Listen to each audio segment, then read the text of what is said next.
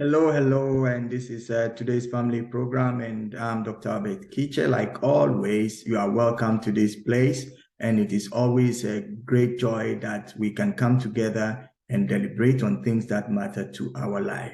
Before we do anything, you know what I do if you have been here enough, that I would like you to call a friend to join this, program, and also like the program and also share with other friends. It is very, very important that we also know how you feel about this program. And if you have any questions, you can let us have it. Last week, we started a topic that we are going to begin to really delve into. That is about going to where you have never been. Going to where you have never been, doing something you have not done before, stepping into what else you have not stepped in. I mean, like daring into the new. It is very, very, very important for us to really get everything that is needed or required so that we will not be found wanting when we get into these new places. Last week, I talked about the fact that going to a new place does not mean you should not know what is there. Rather, you should know what you are to get when you get there. You may not know everything, but at least general information. And then you must also be able to speak with people who have been on that journey, and they will be of help to you. Today, we are continuing, so this will be the second part of going to where you have never been. And I want you to understand that wherever you want to go to will not come to you. This is powerful. Let me say it once again. Wherever you want to go to will not come to you. You have to go to the place. The title says it all, going to where you have never been. Where you have never been will not come to you. So you have to go. And to go anywhere requires some kinds of process. We're talking about using the building of a structure as an example of going to somewhere, doing something new. There are processes that you have to follow. Like I said, a plan must be drawn. The plan must be passed. And then the land that is designated to be built on should be able to hold a structure. There are due diligences that must be done before you embark on that. And where you are going will never, ever come to you. You have to make the effort to go to that place. That place called there is not, waiting to come to you. There is where you have to go to. Many people do not get to new places because they sit where they are and expect the new place or the new thing to come to them. You must be able to understand this. Then you can set out, because going somewhere requires you to make some changes. One is locational change. If I want to move from my home to my office, I have to relocate from the house to the office. It's temporary for a few hours. You go from your house, you sit in the car, you drive to the office, you climb up the steps, you go to the room, then you begin to work.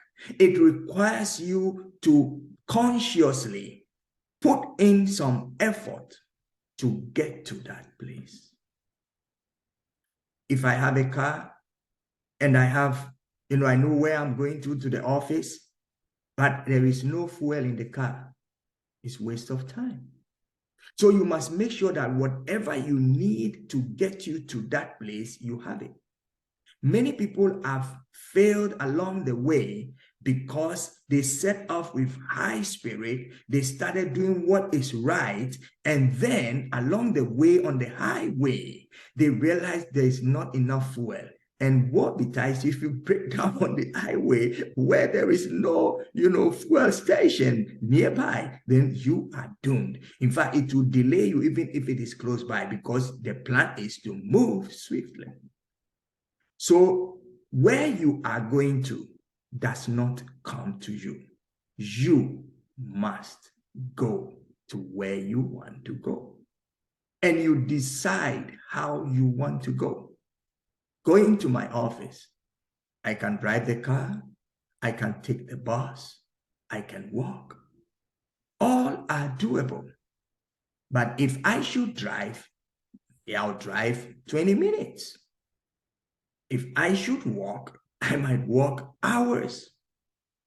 If I should take the bus, I may go maybe 35, 40 minutes. Based on what I am looking for, I decide the means by which I go there. Because the main thing is where I am going. The means depends on how my time, my feeling, and other things are. So it is very, very important that you assess what you have, if it is enough to help you get to that destination. We'll be talking about that. Like I told you, we're going to take this thing step by step.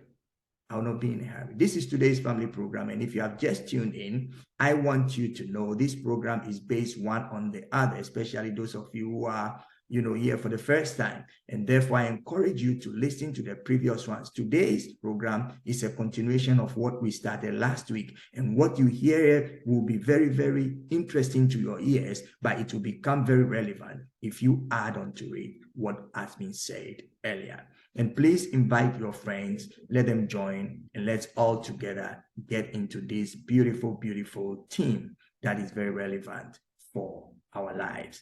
So in continuation, I want to say that things don't just happen. Things don't just happen. You can't wake up from sleep and arrive at the place where you want to go to.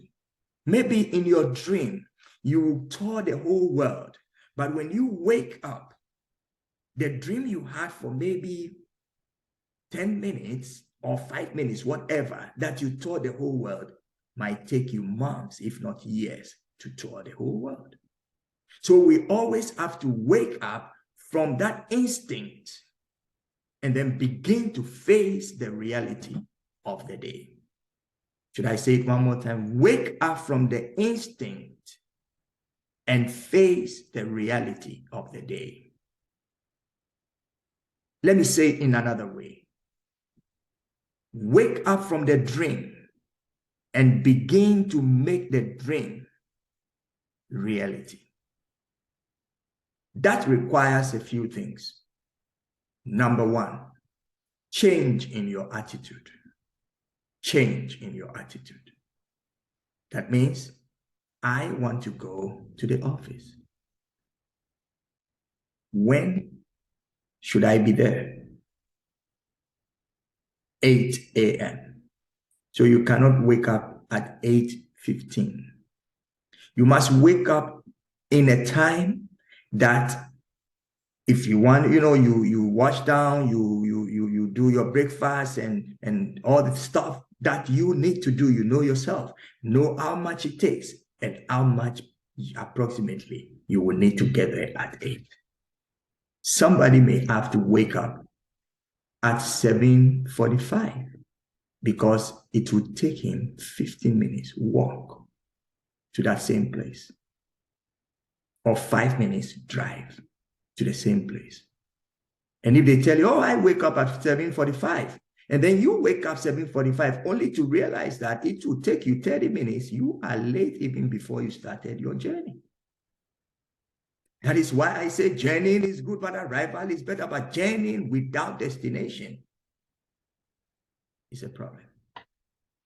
Friends, we need to change our attitude in order to be relevant with the place that we are set to go to.